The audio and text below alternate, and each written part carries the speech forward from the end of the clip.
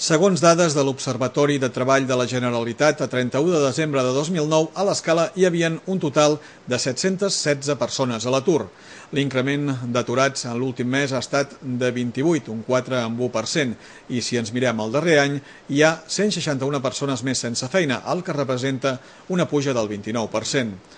Si ens fixem en la comarca de l'Alt Empordà, l'increment és del 28% anual, i és d'un 32,7% en el cas de les dades generals a Catalunya.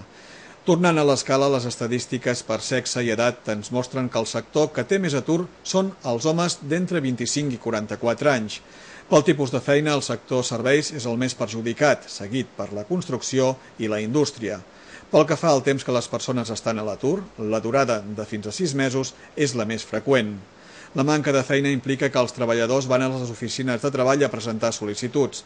En aquest cas, a l'escala, el mes de desembre se'n van fer fins a 1.035, 28 més que el novembre passat i 219 més que el mateix mes de l'any 2008, ara fa un any.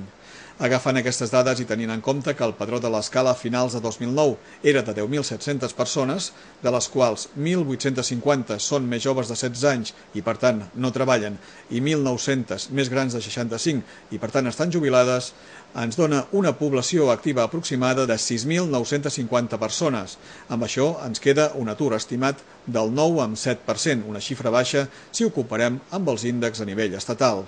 L'atur ha crescut durant l'últim any en totes les comarques de la província de Girona.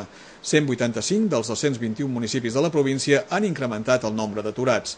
Això ho confirmen les dades de desocupació al mes de desembre, que registraven un total de 54.478 persones desocupades a la demarcació de Girona, 12.730 més que el 2008.